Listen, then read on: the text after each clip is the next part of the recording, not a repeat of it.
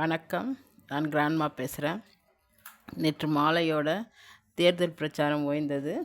நேற்று இரவு வரை எங்கள் தொகுதியின் பெண் வேட்பாளர் செல்ஃபோன் மூலமாக எங்கள் எல்லோரிடமும் ஓட்டு கேட்டு இருந்தார். கடந்த 5 வருடமாக ஒரு முறை கூட தொகுதி பக்கமே வராதவர் இப்போது வீடு வீடாக ஃபோன் செய்து வாக்கு சேகரித்தார். ஒரு முறை ரெக்கார்ட் செய்துவிட்டால் அதை எத்தனை முறை வேண்டுமானாலும் பயன்படுத்தலாமே. அந்த வகையிலே எங்களுக்கு பல முறை ஃபோன் வந்தது. எங்களுக்கு ஃபோன் மூலமாக ஓட்டு கேட்ட மாதிரி உங்கள் தொகுதி வேட்பாளரும் உங்களிடம் ஃபோன் மூலமாக ஓட்டு கேட்டார்களான்னு கமெண்ட் பண்ணுங்கள். பாஜக மாநில தலைவர் திரு அண்ணாமலை அவர்கள் நேரடியாக சொல்லிவிட்டார், நாங்கள் வந்தால் நீட் தேர்வை ரத்து செய்ய மாட்டோம்னு. முடியாத விஷயத்தை நாங்கள் செய்வோம் சொல்கிறத விட முடியாத விஷயத்தை முடியாதுன்னு சொல்கிறது நல்லது தானே. ராகுல் காந்தியை பற்றி பல கேள்விகள் எழுப்பினார். சட்டப்படி தடுப்பு சுவரை அவர் தாண்டக்கூடாது.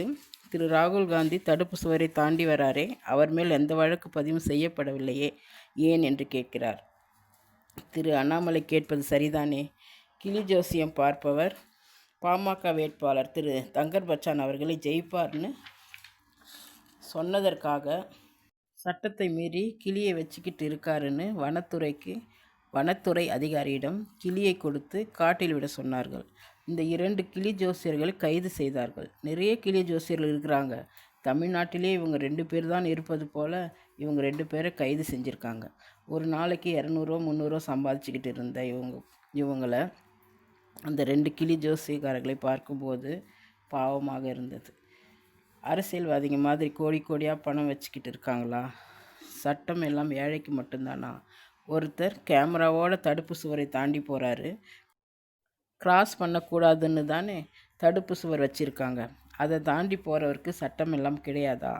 அந்த கிளியையும் மற்ற கிளிங்க கூட சேராது. கூண்டிலே வளர்ந்த கிளியும் பாவம்தான்.